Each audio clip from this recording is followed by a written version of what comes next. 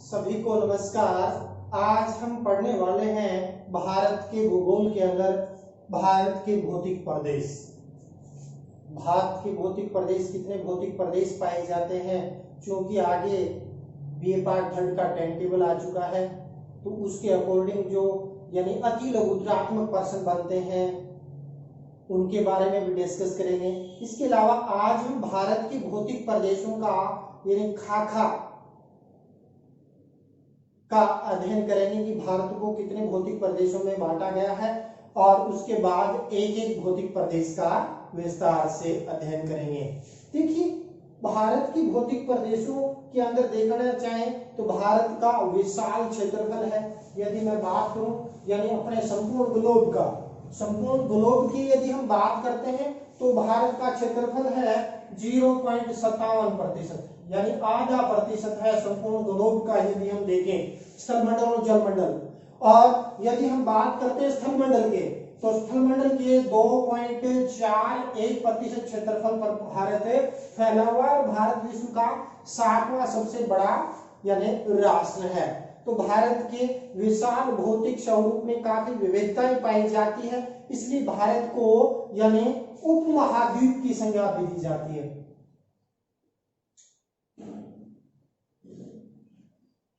क्यों? क्योंकि भारत की लोकेशन देखना चाहें तो भारत के तीनों ओर यानी जल, इधर हम बात करते हैं अरब सागर आ जाता है, नीचे हिंद महासागर, इधर बंगाल की खाड़ी आ जाती है, उत्तर के अंदर देखें तो यानी चाहे तिब्बत का पठार हो, चीन है, इधर बर्मा है, और इस साइड इसके अंदर का भारत की यानी भौतिक प्राकृतिक सीमा इतनी विशाल है कि इसको यानी कई भूगोलवेताओं ने यानी उपमहाद्वीप की संज्ञा दी है। ये भारत के भौतिक स्वरूप में काफी विविधताएं पाई जाती है, और इन्हीं विविधताओं के आधार पर भारत को 4 प्रमुख भौतिक प्रदेशों में बांटा गया है। देखिए, ये जो लाइन दिखाई गई है, इसके यानी उत्तर के अंदर उत्तर का पर्वतीय प्रदेश आ जाता है, और इसका जो निर्माण है वो टेथिक भूसंगति के अंदर जो मालवा का जमने और उसके यानी वलित होने से इस वलित पर्वतमाला का निर्माण हुआ है। और वहीं हम बात करते हैं उत्तर भारत का विशाल मैदान जो उत्तरी पर्वतीय प्रदेश के दक्षिण में स्थित है, और इसका निर्माण जब टेथिक भूसंगति का अवशेष भाग बचा था हिमालय के निर्माण के बाद, तो उसमें सिंधु, गंगा, ब्रह्मपुत्र, उनकी सहायक नदियों ने लाखों वर्षों तक क्या मिट्टी का निक्षेप किया, जिसके कारण उत्तर भारत का विशाल मैदान बना। वहीं बात करते हैं प्रायद्वीपीय पठारी भाग है, वो क्या है भारत का, यदि हम देखना चाहें पैंजिया था, पैंजिया के 2 टुकड़े हुए, और अंगारा लैंड और गोंडवाना लैंड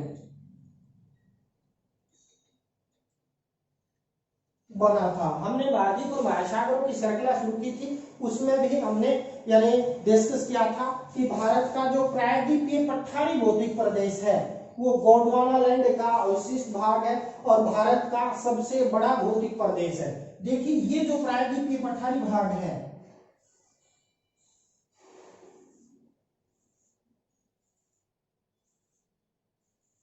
इसके अलावा यहाँ थोड़ा सा इस क्षेत्र के अंदर मेघालय का पठारी भाग भी प्रायद्वीपीय पठारी भाग, तो प्रायद्वीपीय पठारी भाग भारत का सबसे पुराना भौतिक प्रदेश है, भारत का सबसे बड़ा भौतिक प्रदेश है, और प्रायद्वीपीय पठारी भाग का क्षेत्रफल की बात करते हैं तो 16 लाख वर्ग किलोमीटर क्षेत्रफल में फैला हुआ है, जो संपूर्ण भारत के लगभग 45% भाग पर यह भौतिक प्रदेश फैला हुआ है। तो रेट एग्जाम के अंदर 2011 और 2013 के अंदर पूछा गया भारत का सबसे पुराना भौतिक प्रदेश कौन सा है, प्रायद्वीपीय पठारी भौतिक प्रदेश है। सबसे बड़ा भौतिक कौन सा है, प्रायद्वीपीय पठारी भौतिक प्रदेश है, और इसका निर्माण यानी गोंडवाना लैंड के विभाजन के बाद जब ऑस्ट्रेलिया, अफ्रीका, मेडागास्कर और इसके अलग होने से, इसका उत्तर की तरफ प्रवाह होने से इसका प्रमुख रूप से क्या है निर्माण हुआ। तो प्राचीन भारत में भारत की स्थिति ये थी। इसके बाद यहाँ टेथिस सागर था, टेथिस सागर में नदियों द्वारा मलबा जमने और उसके वलित होने से हिमालय पर्वत श्रेणी का निर्माण हुआ। उसके बाद उत्तर भारत का विशाल मैदान और इनके दोनों तटों पर प्रायद्वीपीय पठार के पश्चिम में पश्चिम तटीय मैदान, पूर्व में पूर्व तटीय मैदान का प्रमुख रूप से क्या है निर्माण हुआ।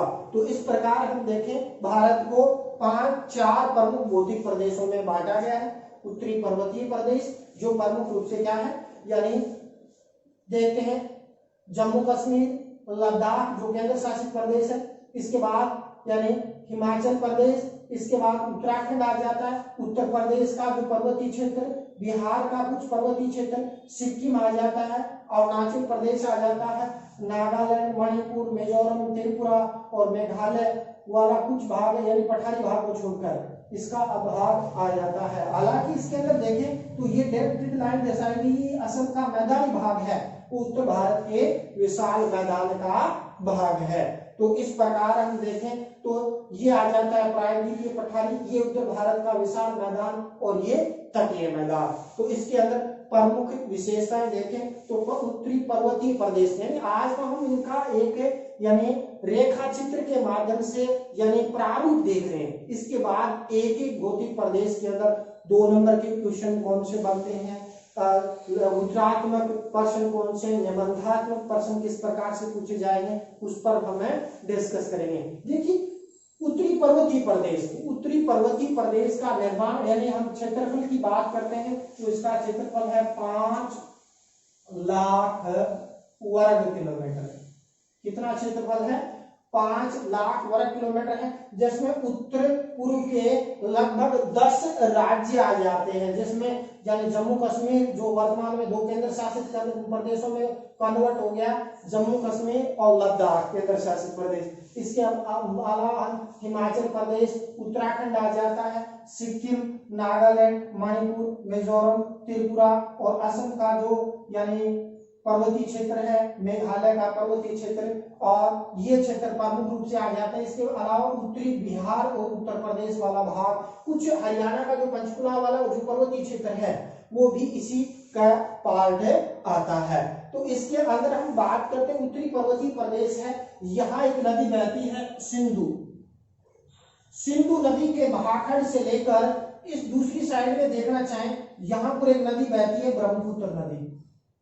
तो सिंधु नदी के महाखंड से लेकर ब्रह्मपुत्र नदी के महाखंड तक ये 2500 किलोमीटर की लंबाई में, कितना भाई 2500 किलोमीटर की लंबाई में यह एक पर्वतीय प्रदेश अर्धचंद्राकार आकृति के अंदर या यूं कहें चापाकार आकृति के अंदर यानी कहा यानी इधर हम बात करते हैं पश्चिम से लेकर पूर्व में अर्धचंद्राकार शेप में 2500 किलोमीटर की लंबाई में फैला हुआ है और इसकी चौड़ाई में काफी विविधताएं पाई जाती है, यानी 240 से लेकर 320 किलोमीटर चौड़ा है। कितना यानी 240 से 320 किलोमीटर की चौड़ाई में पाई जाती है, जिसके अंदर यानी उत्तर में इसकी चौड़ाई अधिक है, यहाँ थोड़ा संकड़ा हो जाता है, यहाँ फिर इसकी चौड़ाई असम में 90 किलोमीटर से भी कम चौड़ाई यहाँ पाई जाती है, यहाँ फिर इसका विस्तार यानी फैला हुआ है। तो इस प्रकार हम देखें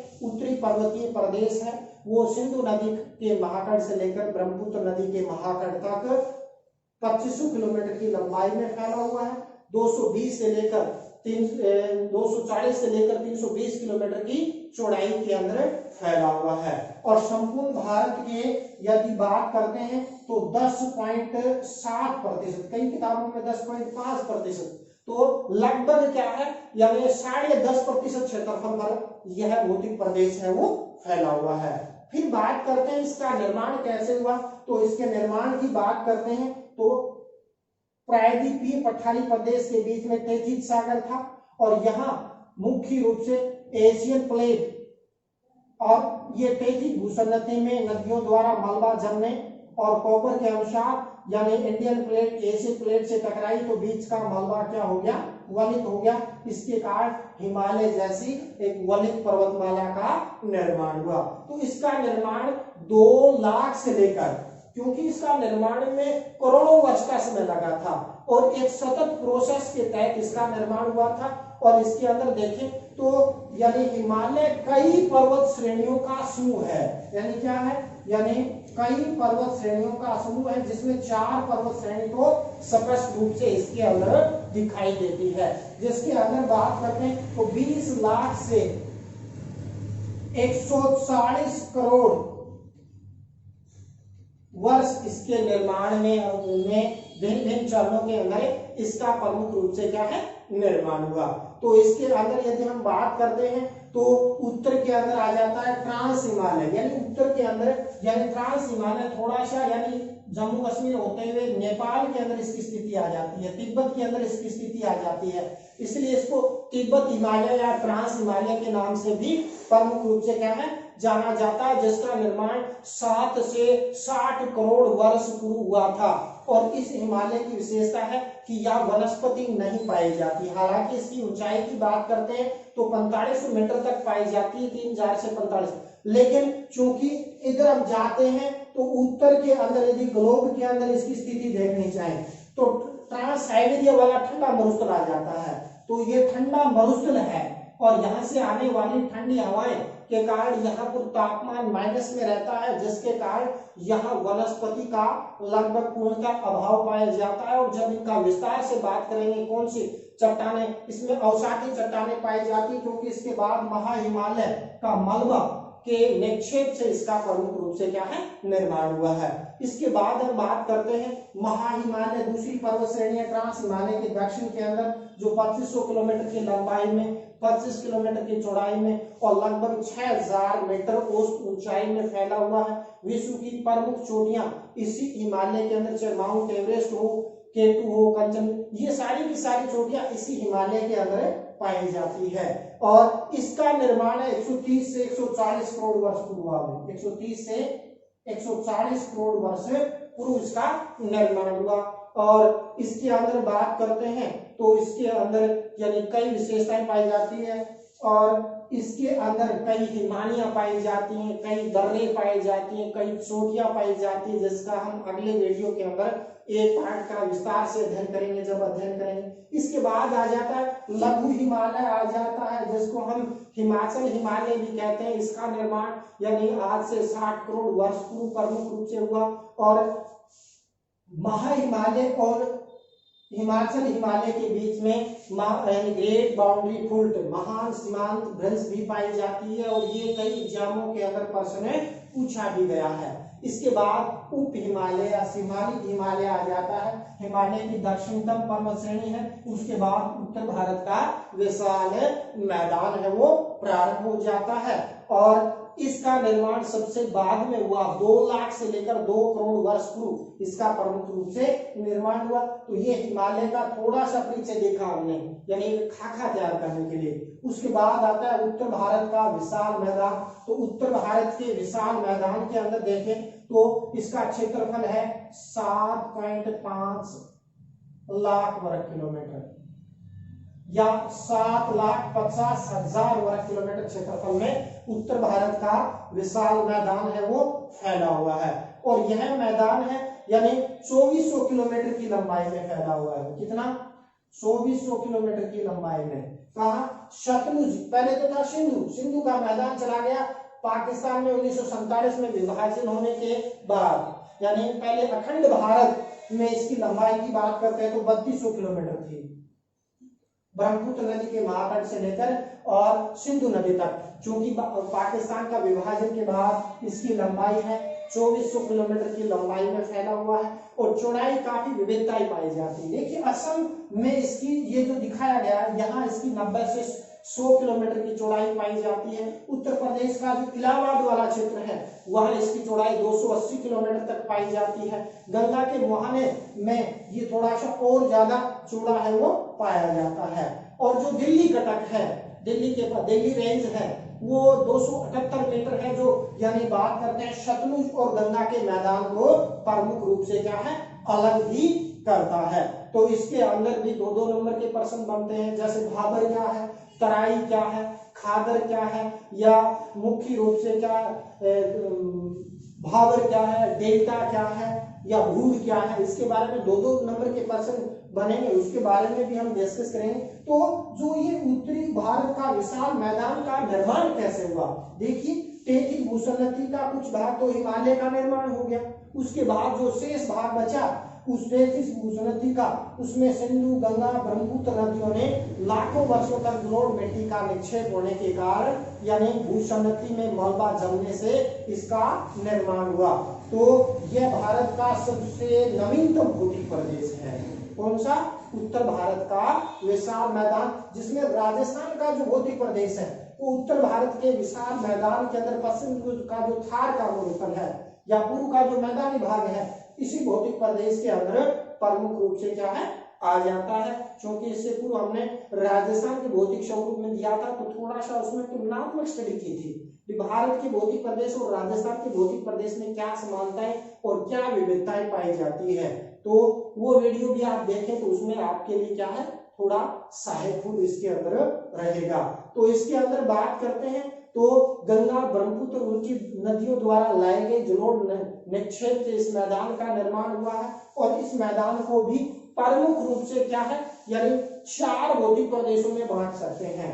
जैसे मैंने बात किया कि इसके उत्तर में उत्तरी पर्वतीय प्रदेश, दक्षिण में प्रायद्वीपीय पठारी प्रदेश इसकी सीमा का निर्धारण करता है और यहाँ प्रमुख रूप से बात करते हैं मालदा भैंस पाया जाता है। इधर मेघालय का पठार के उत्तर में असम का मैदानी भाग संकड़ा प्रमुख रूप से क्या है फैला हुआ है।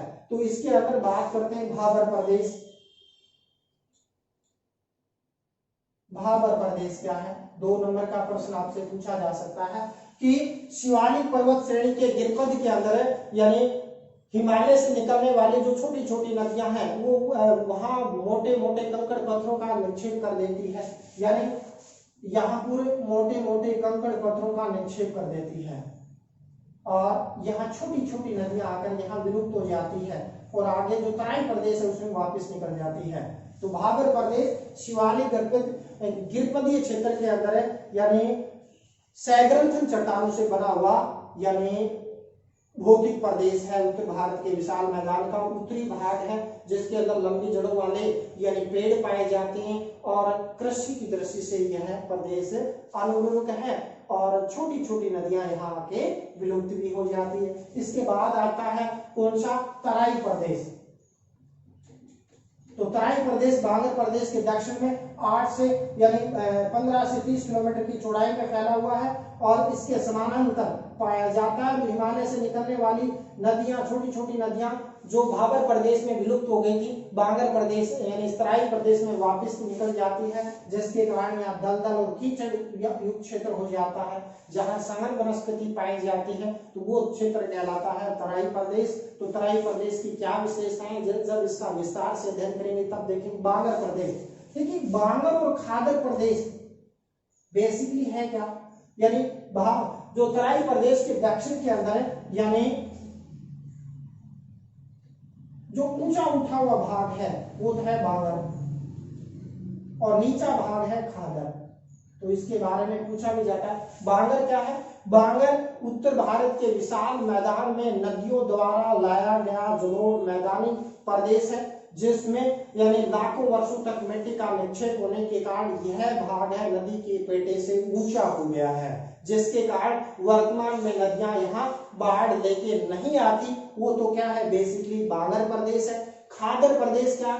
खादर प्रदेश नवीन जलोढ़ निक्षेपित मैदानी प्रदेश है जिसमें यानी वर्तमान में भी नदियां प्रतिवर्ष वर्षा ऋतु के अंदर बाढ़ लाकर नवीन जलोढ़ मिट्टी का निक्षेप है वो करती है। तो बांगर और खादर प्रदेश मिश्रित रूप में पाए जाते हैं। जैसे अपने गांव के अंदर यानी दृष्टिपात करें तो ये गांव का एक भाग ऊंचा होता है उसमें भी कुछ भाग नीचा होता है। तो इस प्रकार बांगर और खादर दोनों मिश्रित रूप में ऊंचा उठा हुआ बांगर यानी बांगर प्रदेश है जो जलोढ़ मिट्टी से निक्षेपित है, प्राचीन जलोढ़ मिट्टी है, और खादर नवीन जलोढ़ निक्षेप से निर्मित मैदानी भाग पाया जाता है। इसके बाद जब नदी अंतिम अवस्था में गिरती है समुद्र में तो वहां नदी कई धाराओं बहकर और मिट्टी का निक्षेप कहलाती है, वो कहलाता है डेल्टा।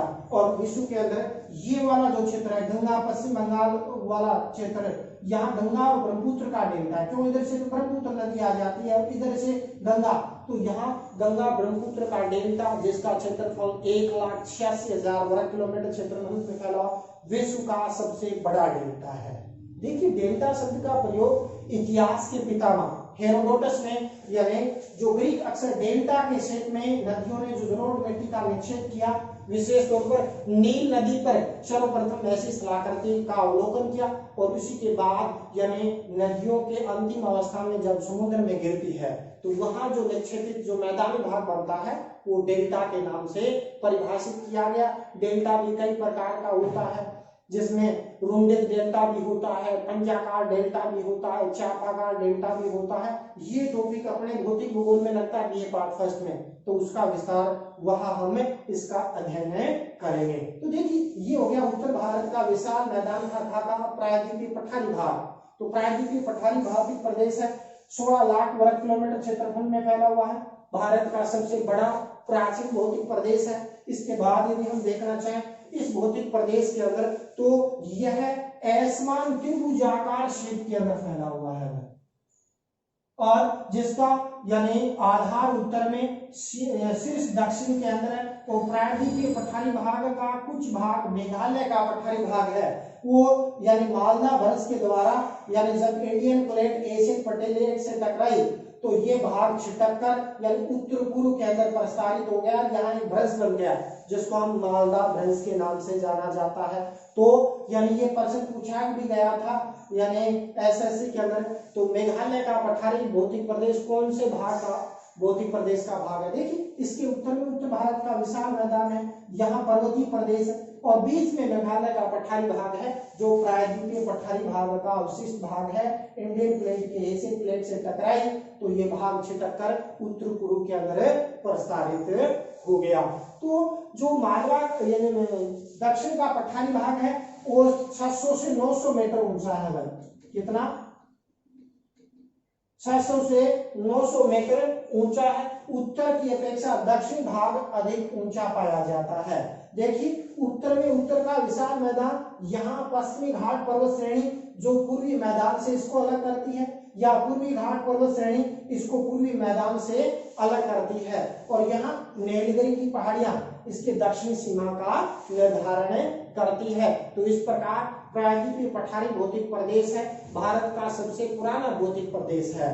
तो जब क्रेटेशियस युग के अंदर क्या है ज्वालामुखी का जो दरारी उद्भेदन हुआ था, क्योंकि हमने इससे पहले ज्वालामुखी टॉपिक पढ़ा था बीए पार्ट फर्स्ट में, तो ज्वालामुखी का दरारी उद्भेदन हुआ, उससे लावा मुख्य रूप से क्या है का उद्गार हुआ, जिसके कारण इस प्रायद्वीपीय पठारी भाग के अंदर लावा मिट्टी पाई जाती है जिसको हम काली रेगड़ या काली कपासी मिट्टी भी कहते हैं और जो कृषि की दृष्टि से यानी समृद्ध भी मानी जाती है। उसका हम जब मिट्टियों में या कृषि में पढ़ेंगे तो उसका विस्तार से अध्ययन करेंगे। तो इस प्रकार ये प्रायद्वीपीय पठारी भाग है, यानी लाखों करोड़ों वर्षों से नदियां इसका यानी अपर्दन कर रही है। चाहे दक्षिण भारत की गंगा कावेरी हो, दक्षिण भारत की सबसे लंबी नदी है गोदावरी, कृष्णा यानी महानदी, इन नदियों ने इस जगह जगह पर इस पठारी भाग को काट दिया है जिसके कारण इसको कई भागों में बांटा जा सकता है। मुख्य रूप से 4 उपभागों में विभाजित किया जा सकता है। इधर उत्तर में जाते हैं तो ये आ जाता है कौन सा यानी मालवा का पठारी भाग। अपना राजस्थान का दक्षिण पूर्वी पठारी भाग है, किसका अवशेष है? मालवा के पठारी भाग का अवशेष है। इसके उत्तर पूर्व में यहाँ जाएंगे ये मेघालय का पठारी प्रदेश आ जाता है।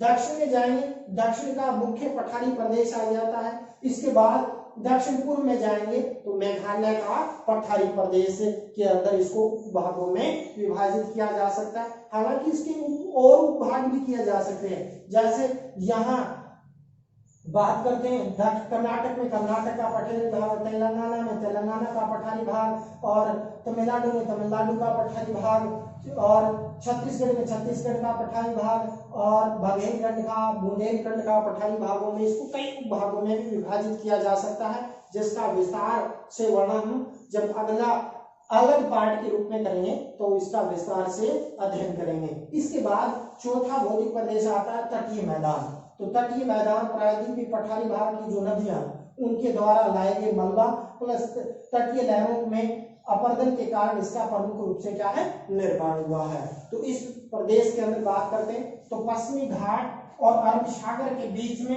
नीलगिरी तट यानी गुजरात की कच्छ से लेकर नीलगिरी तक वाला जो तटीय भाग है जिसको हम यानी पश्चिमी तटीय मैदान कहते हैं, और नीलगिरी से लेकर उत्तर में पश्चिम बंगाल के डेल्टा तक यानी पूर्वी घाट और हिंद बंगाल की खाड़ी के बीच में यानी पूर्वी मैदानी भौतिक प्रदेश आ जाता है। तो तटीय मैदानी प्रदेश को दो भागों में बांट दिया, पश्चिमी तटीय मैदान और पूर्वी तटीय मैदान। इसके सब भाग भी किए गए, जैसे गुजरात में काठियावाड़ का तटीय मैदान, इधर हम बात करते हैं तो मराठवाड़ा का तटीय मैदान, कर्नाटक का या मैसूर का तटीय मैदान, मालाबार का तटीय मैदान, इसका वर्गीकरण किया गया है। उत्तरी सरकार तट या गोलकुंडा का मैदानी भाग, या इधर हम कोरोमंडल का तटीय मैदानी भाग। जब इसका अलग से विस्तार से अध्ययन करेंगे तो इसको एक एक का विस्तार से अध्ययन करेंगे तो इसमें भी 2-2 नंबर के प्रश्न बनते हैं कि कोरोमंडल तट पर टिप्पणी लिखिए, या मालाबार तट पर टिप्पणी लिखिए, या उत्तरी सरकार तट से क्या तात्पर्य है। इसमें आपके 5 नंबर के क्वेश्चन भी इससे बनते हैं, उन पर भी हम डिस्कस करेंगे। तो आज हमने बेसिकली भारत के भौतिक प्रदेश को डायग्राम के माध्यम से इनकी लोकेशन का अध्ययन किया। उसके बाद नेक्स्ट वीडियो में किसी एक भौतिक प्रदेश का, विशेष तौर पर उत्तरी पर्वतीय प्रदेश का हम विस्तार से अध्ययन करेंगे। तो इसी के साथ आज